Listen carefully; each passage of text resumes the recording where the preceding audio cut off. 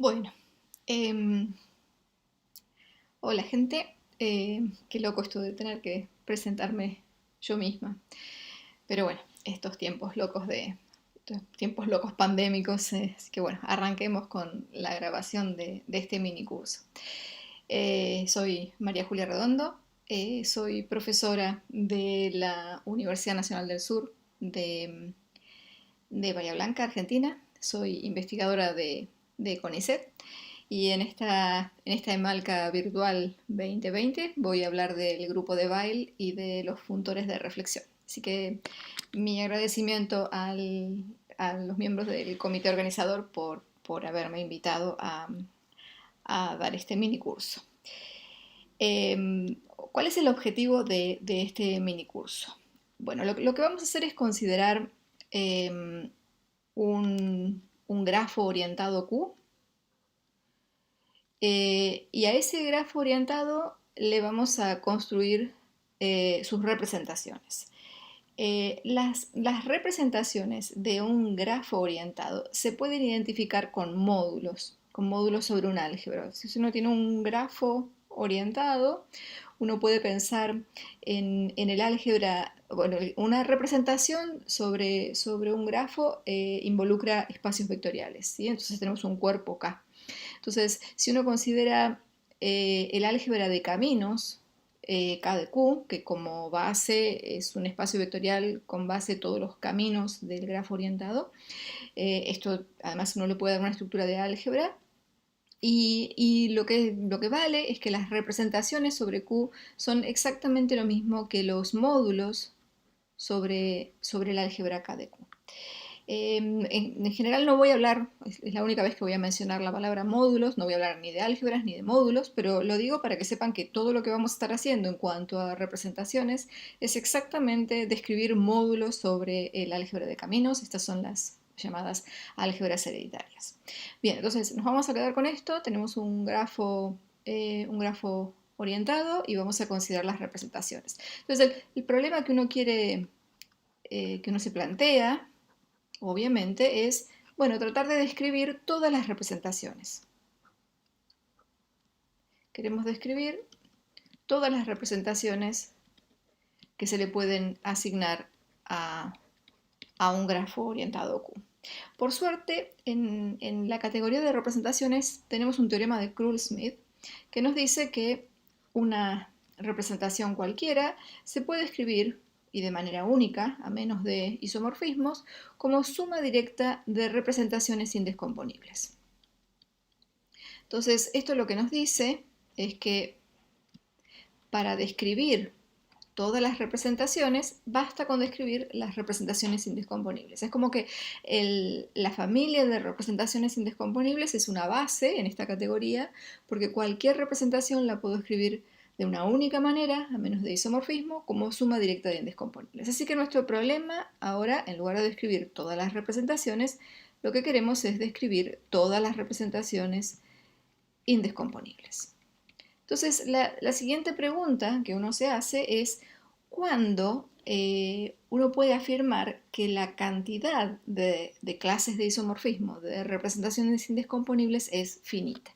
Entonces, uno dice que el grafo orientado Q es de tipo de representación finito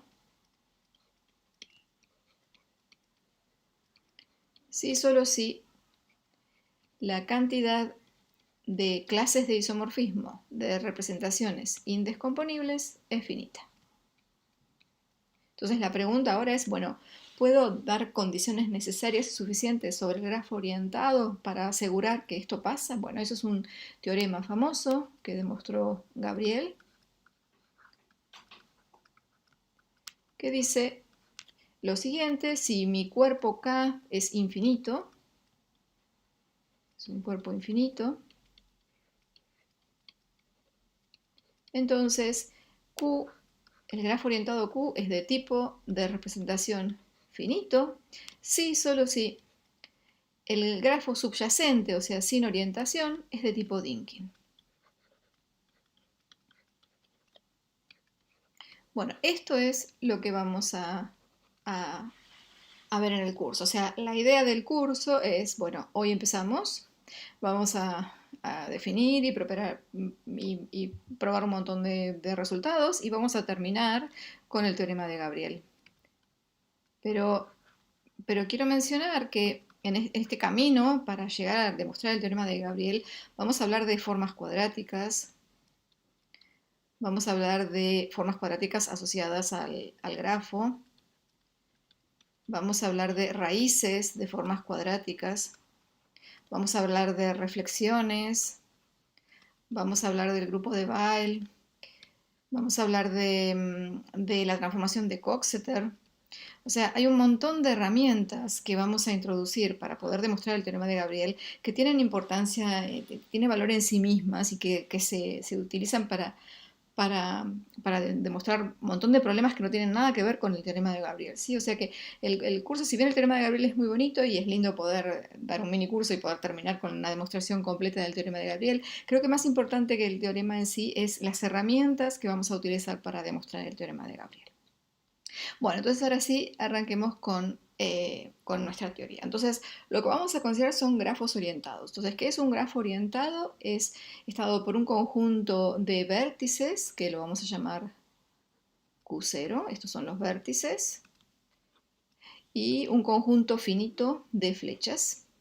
O sea, nuestros grafos van a ser finitos. Entonces tengo un conjunto finito de vértices, un conjunto finito de flechas, y van a ser conexos. Eso significa que dos vértices cualesquiera están unidos por un paseo. Un paseo es una sucesión finita de flechas en cualquier sentido, ¿sí? Por ejemplo, este es un grafo orientado que tiene dos vértices, el 1 y 2, y tiene dos flechas, alfa y beta. Y, y cada flecha tiene un inicio y un final, o sea que uno puede definir dos funciones, S y T, de las flechas en los vértices, que a toda flecha S me lo manda al principio, al source, y T me lo manda al final, al término de la flecha. Bien, entonces a cada grafo orientado finito le vamos a asociar una forma cuadrática. Entonces, supongamos que la cantidad de vértices que tenemos es n, entonces nuestra forma cuadrática va a estar definida en las n-uplas de números enteros y nos va a dar un número entero. ¿Y cómo está definida esta forma cuadrática? Entonces en una n-upla x1, xn va a ser la suma de los cuadrados de cada uno de estos números enteros, desde 1 hasta n, menos, ahora, para cada flecha de I a J de nuestro grafo Q, vamos a considerar el producto xy del término que aparece sobre el vértice Y por el término que aparece, el número entero que aparece sobre el término J, ¿sí? O sea, sumamos sobre todos los vértices poniendo el elemento al cuadrado y sumamos o restamos sobre todas las flechas poniendo xy por xj.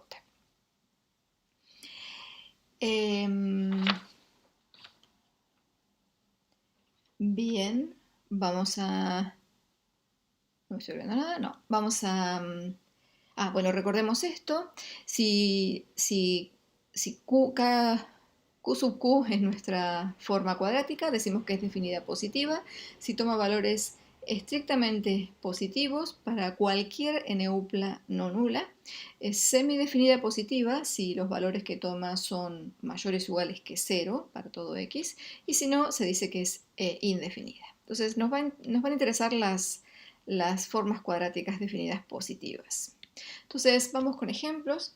Pónganse que el grafo orientado está dado por dos vértices y una flecha. Entonces la forma cuadrática asociada, dijimos que sumábamos los cuadrados con respecto a los vértices, o sea, esto va a ser x1 al cuadrado más x2 al cuadrado, y después restábamos sobre todas las flechas poniendo los elementos que aparecen sobre los vértices. Tengo una sola flecha, así que esto va a ser únicamente x1, x2. Entonces, bueno, obviamente esto es lo mismo si completamos cuadrados. Esto es x1 menos 1/2 x2 al cuadrado más 3/4 x2 al cuadrado, así que claramente esto es mayor o igual que 0 para todo par x1, x2 y es igual a 0 únicamente cuando x2 es 0 y cuando esta cuenta es 0, o sea, cuando x1 es 0, ¿sí? Así que esta forma es definida positiva. Vamos con el segundo ejemplo. Tengo dos vértices y ahora tengo dos flechas, alfa y beta, dos flechas paralelas que tienen principio, comparten el principio y el final. Entonces, bueno, ¿cuál es la forma cuadrática asociada? Va a ser x1 cuadrado más x2 al cuadrado, la suma con respecto a los vértices, y ahora tengo que restar con respecto a las flechas. Entonces tengo la flecha alfa, que me va a dar x1, x2, y la flecha beta, que me va a dar x1, x2. O sea que me queda dos veces x1, x2. O sea que esto es lo mismo que x1 menos x2 al cuadrado. Así que esto es mayor o igual que 0, pero no es definida positiva porque, por ejemplo, la forma cuadrática en el vector 1, 1 nos da 0 y el vector 1, 1 no es 0, ¿sí? Así que esta forma es semidefinida positiva. Y vayamos un poquito más, pongamos tres flechas paralelas ahora. Entonces, nuestra forma cuadrática es x1 cuadrado más x2 cuadrado, y ahora tengo que poner tres veces x1, x2, porque tengo tres flechas de 1 a 2. Entonces, bueno, de nuevo completamos cuadrados y esto es x1 menos 3 medios x2 al cuadrado, menos, esto es 9 cuartos, menos 5 cuartos x2 al cuadrado. Entonces, claramente esta es indefinida. Por ejemplo, si calculamos esta forma cuadrática en el valor 3 medios 1, esto nos da negativo, ¿sí? Así que esta es indefinida. Un ejemplo más, o dos ejemplos más. Supongamos que nuestro grafo tiene entre los vértices 1 y 2 tiene R flechas. Después, no sé, puede haber muchos más vértices y muchas más flechas, ¿sí? Pero entre 1 y 2 hay R flechas y R es mayor o igual que 2. Entonces, lo que afirmo es que esta forma no es definida positiva. Para eso, lo que tengo que encontrar es algún vector en Zn que sea no nulo y que la forma me dé 0 o negativa, ¿sí? Entonces, fíjense, acuérdense que la forma está definida en x1, xn, está definida como la suma de los xy al cuadrado menos la suma de los xy xj cada vez que tengo una flecha alfa de i a j, ¿sí? De i a j. Entonces, a ver, si tomamos el vector que vale 1 en el vértice 1, vale, a ver si estoy poniendo bien, sí, vale 1 en el vértice 2 y vale 0 en el resto de los vértices, no sé cuántos vértices tengo, ¿no? N vértices acá. Bueno, entonces, ¿esto qué nos da? Nos queda esta suma, nos queda 1 al cuadrado más 1 al cuadrado, o sea, nos queda 2, menos. Acá tenemos R flechas entre 1 y 2, o sea que nos va a quedar R veces el 1 por 1, o sea, R. Y después pueden aparecer más flechas porque... no, acá no aparece nada más, porque cualquier otra flecha que estemos considerando va a tener que tocar alguno de los otros vértices, y sobre los otros vértices pusimos 0, o sea que nos da esto, pero esto claramente es menor o igual que 0 si R es mayor o igual que 2. ¿Sí? O sea que esta forma no es definida positiva, exactamente lo que decíamos acá, esto es cierto, ¿sí? No es definida positiva porque encontramos un vector no nulo donde este valor nos da negativo o 0. O sea que si nuestro grafo orientado tiene flechas paralelas con cantidad mayor o igual que 2, no es definida positiva. Esto lo vamos a usar dentro de un rato. Y otro ejemplo importante es este. Si el grafo orientado contiene un circuito cerrado, o sea, de nuevo, contiene un circuito cerrado con n vértices, donde n es mayor o igual que 3, porque el n igual a 2 fue el que consideramos recién con flechas paralelas, así que pongo n mayor o igual que 3. Entonces la forma cuadrática no, de nuevo, no es definida positiva. Entonces tengo que encontrar un vector no nulo de manera tal que cuando calculo la forma cuadrática me da 0 o negativo. Entonces, bueno, lo que voy a hacer es a todos estos vértices darle el valor 1. ¿Sí? Estos son n vértices, o sea, n valores, y después yo puedo tener más, o sea, esto contiene el circuito cerrado, ¿sí? O sea, el grafo Q puede tener más vértices y más flechas, entonces le pongo ceros. Entonces, de nuevo, ¿esto qué me da? Esto me da, bueno, la suma de los cuadrados de estos me va a dar n, después me va a aparecer menos. Para cada flecha tengo que poner el xy por xj, ¿sí? Seguro, acá tengo n flechas, así que me va a aparecer menos n, ¿sí? Porque me van a aparecer por cada una de estas flechas, me va a aparecer uno por uno. Y yo podría tener flechas acá, por ejemplo, entre el 2 y el n, o sea, puede haber más flechas acá, así que, pero todo esto me va a dar menos algo más, que no sé qué es, ¿sí? Entonces, claramente esto es menor o igual que 0, ¿sí? O sea que, de nuevo, encontramos un vector no nulo de manera tal que la forma cuadrática nos da 0 o negativo, así que esta forma cuadrática no es definida positiva. Así que vimos dos ejemplos que nos muestran que si el grafo tiene flechas paralelas con r mayor o igual que 2 o tiene un circuito cerrado, entonces la forma no puede ser definida positiva. Una observación interesante que recién apareció con el tema este de n igual 2 es que la forma cuadrática no depende de la orientación de las flechas. O sea, si consideramos Q barra el grafo subyacente, o sea, sin orientación, fíjense que cuando definimos la forma cuadrática, dijimos que es, bueno, la suma de los xy al cuadrado para los vértices, para i en Q0, y después es menos la suma para toda alfa una flecha que vaya de i en j, es el xy por xj, o sea que claramente si yo le doy vuelta a la orientación a la flecha y pienso que va de j en i, me da lo mismo porque acá no estoy poniendo ningún énfasis en cuál es el principio y cuál es el final, simplemente multiplico x del principio por x del final, ¿sí? O sea que uno podría decir directamente que la forma cuadrática la defino sobre el grafo subyacente sin orientación. ¿Cómo la defino? Como la forma cuadrática del grafo con cualquier orientación, ¿sí? Por eso lo que decíamos recién en el ejemplo anterior, acá, si n es igual a 2, lo que tendríamos en definitiva es una flecha y otra flecha paralelas en cualquier sentido, ¿sí? O sea, el ejemplo que acá no le había puesto orientación a las flechas y estaba bien no ponerle orientación a las flechas porque realmente la forma cuadrática no depende de la orientación. Bien. Bueno, raíces de formas cuadráticas. Tenemos nuestro grafo orientado y tenemos la forma cuadrática asociada al grafo. Entonces vamos a decir que una n-upla de números enteros es raíz de la forma cuadrática si solo si la forma cuadrática en x nos da igual a 1.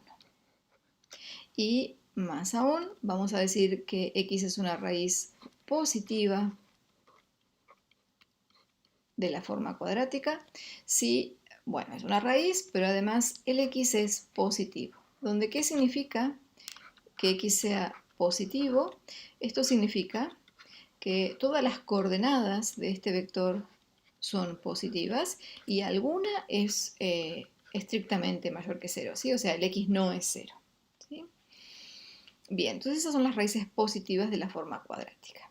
Bueno, el primer lema que vamos a demostrar nos dice que si la forma cuadrática asociada al grafo orientado es definida positiva, entonces el conjunto de raíces de nuestra forma cuadrática es finito.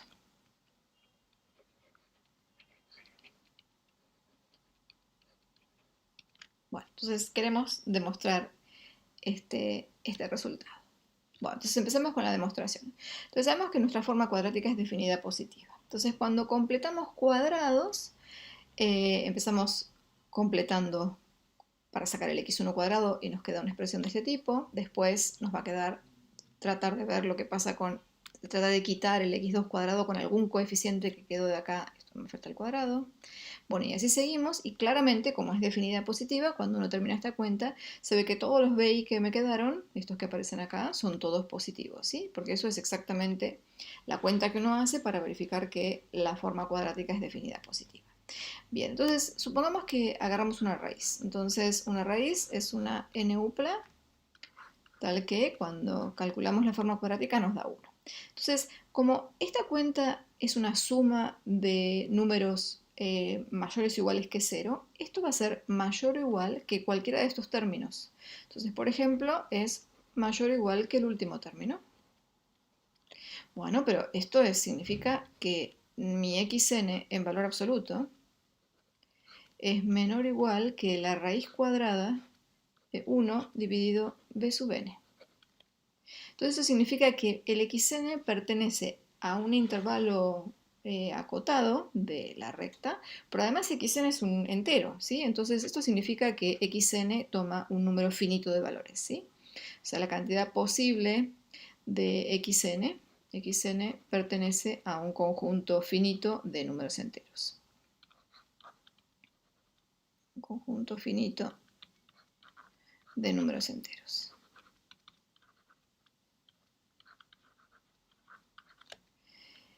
¿Ya? Entonces, bueno, ya sabemos para el xn. Ahora sigamos con el xn más 1. Entonces, lo mismo.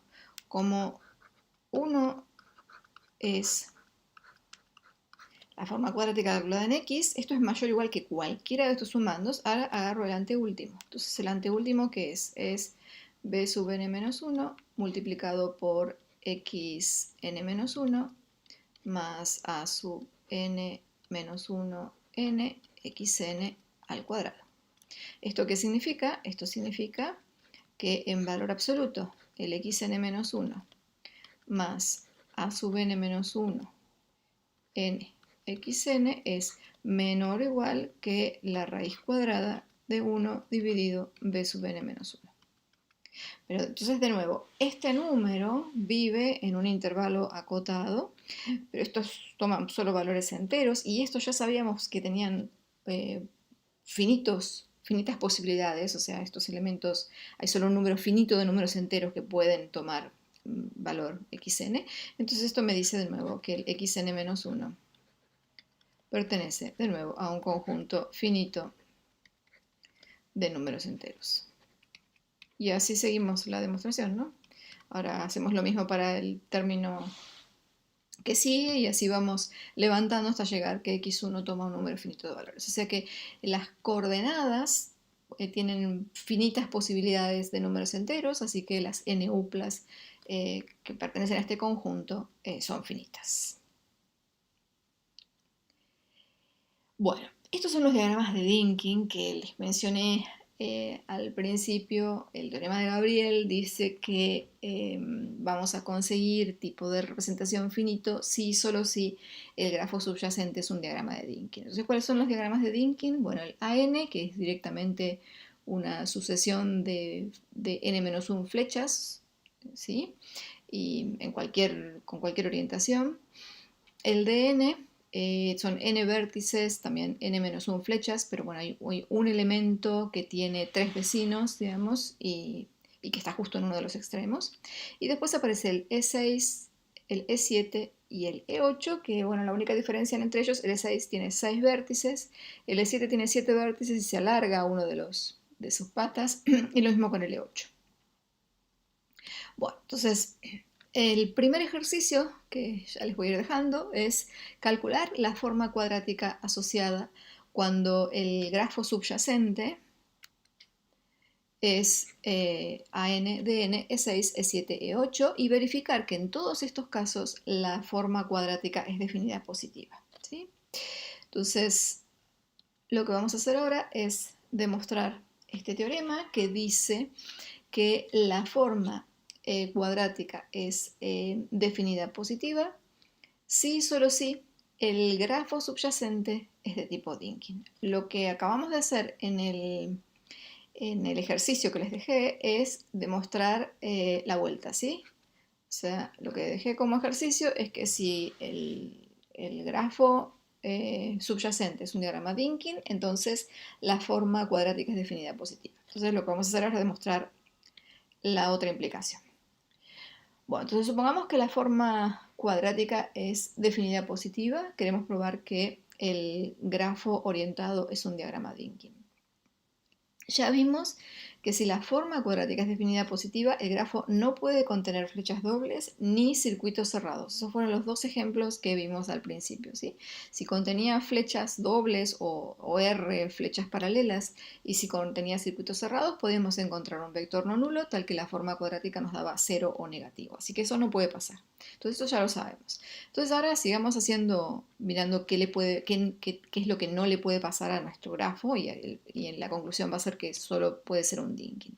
Entonces, la segunda cosa que podemos observar es la siguiente. Si Q contiene un vértice, que tiene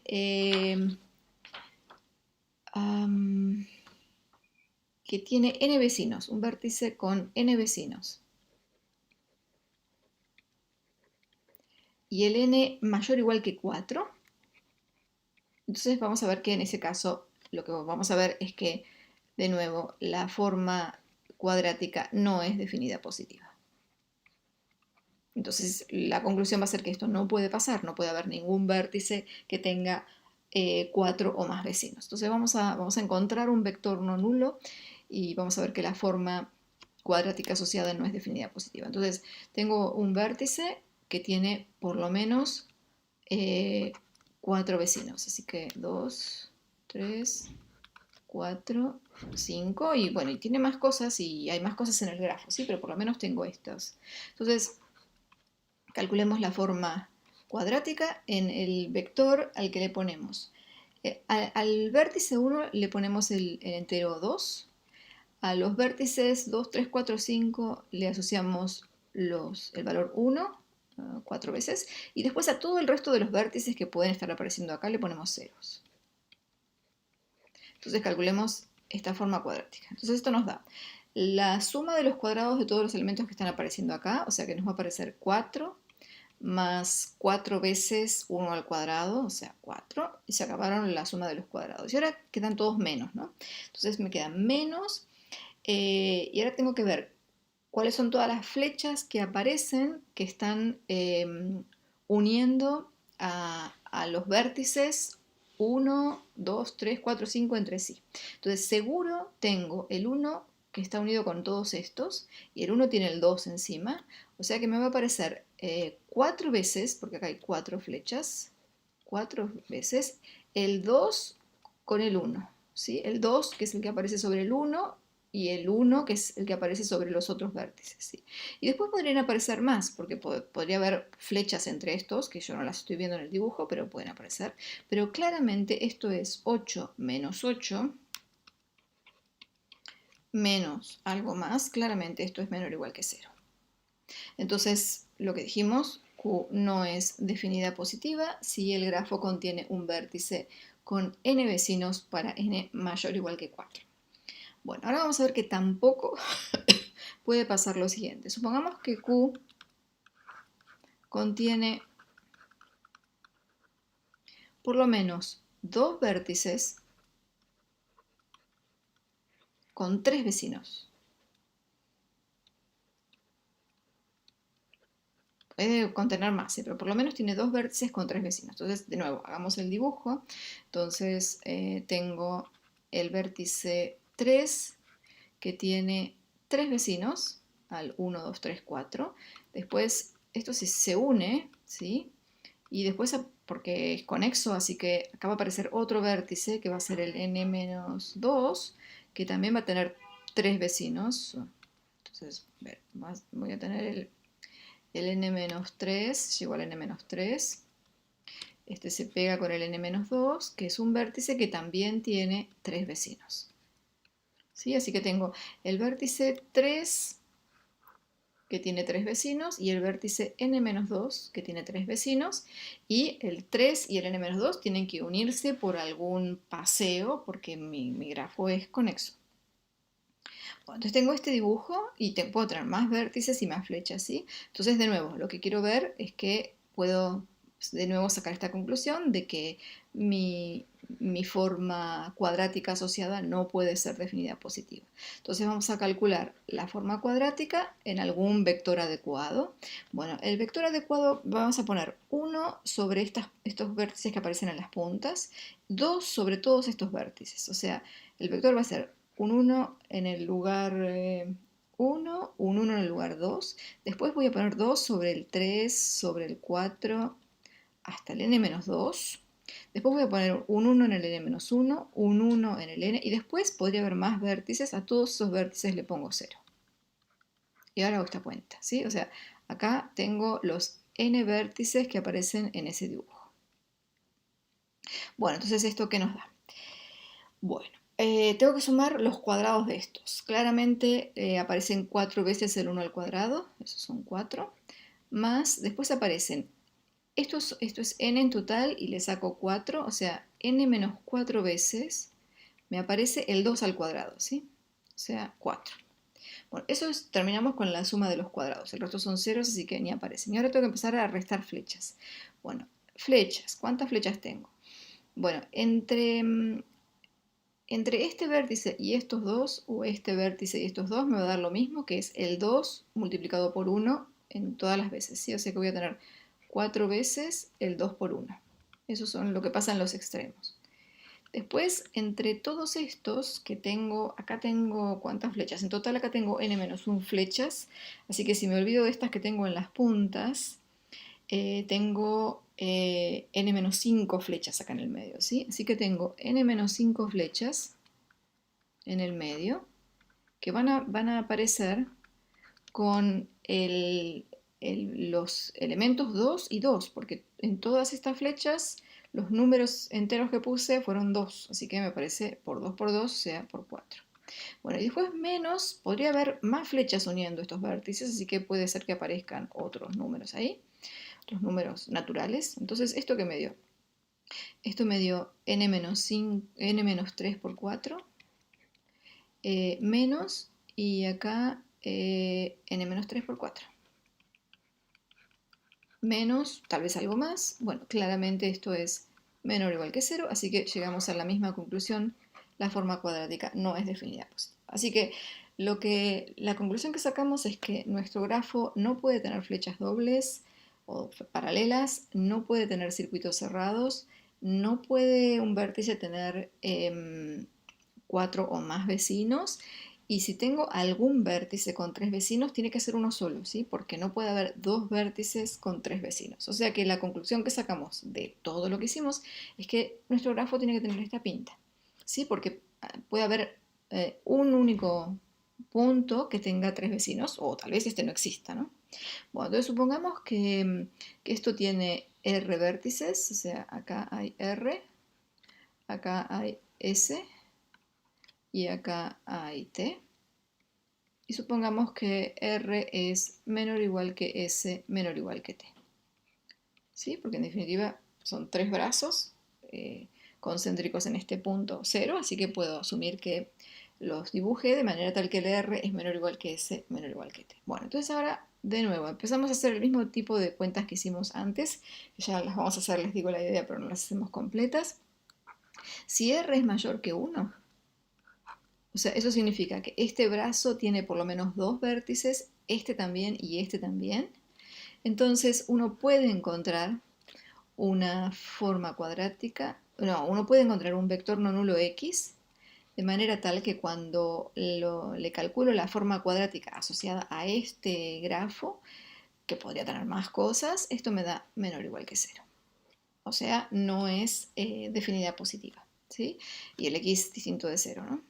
Lo mismo que estuvimos haciendo en los casos anteriores. Entonces, ¿esto qué me dice? Esto me dice que entonces tengo dos posibilidades. El r puede ser 0 o puede ser 1.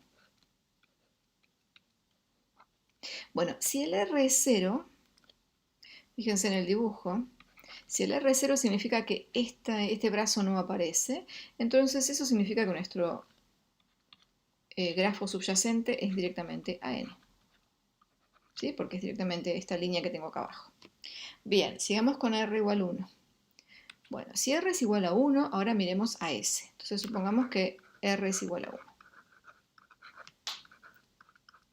Bueno, en este caso lo mismo. Si suponemos que S es estrictamente mayor que 2, entonces podemos encontrar un X no nulo, que pesa un rato y uno lo construye, de manera tal que Q de X es menor o igual que 0. Entonces esto no puede pasar. Entonces lo que sabemos es que las únicas opciones para S, acuérdense que el S es mayor o igual que R y R ya dijimos que es 1, así que las únicas opciones para S son 1 o 2. Bueno, si R, entonces dijimos para R igual 1, que es la única opción que tenemos, tengo el S igual 1 o el S igual 2. En el caso en que R es 1 y S es 1, nuestro grafo subyacente es el que llamamos DN. Bueno, van a mirar la tabla de los Dynkin y van a ver que era eso. Tiene una rama acá, con una sola flecha y después esto que puede tener el largo que uno quiere. Bueno, si S es igual a 2, entonces uno estudia qué pasa con T. Entonces, si el T es estrictamente mayor que 4, entonces de nuevo uno puede encontrar un X distinto de 0, tal que la forma asociada a nuestro grafo orientado es menor o igual que 0. Entonces eso no puede pasar, entonces esto me dice que el t, los únicos valores que puede tomar, ya sabemos que es mayor o igual que 2 y no puede ser estrictamente mayor que 4, así que las únicas opciones son 2, 3 y 4. Y esto, miren el dibujo, tengo que R es 1, o sea, esta pata tiene longitud 1, el S es 2, esta tiene longitud 2, y me dice que esta tiene longitud 2, 3 o 4, esos son exactamente el E6, E7 y E8. Entonces terminamos la demostración de nuestro teorema que dice que la única posibilidad, si la forma cuadrática es definida positiva, es que el grafo subyacente sea un Dynkin. Y bueno, termino la clase de hoy con un segundo ejercicio, mostrar que la forma no es definida positiva si el diagrama Q que dibujamos el anterior, el de los tres brazos, tiene R igual a S igual a T igual a 2, que si se fijan fue exactamente lo que usamos acá. Cuando dijimos que si el R era mayor que 1, la forma no era definida positiva, eso es exactamente lo que les estoy pidiendo que hagan el ejercicio, ¿sí? O sea, si el R tiene por lo menos largo 2, entonces el S y el T también van a tener largo 2. Entonces, acá les digo, bueno, piensen que tienen largo 2 y largo 2.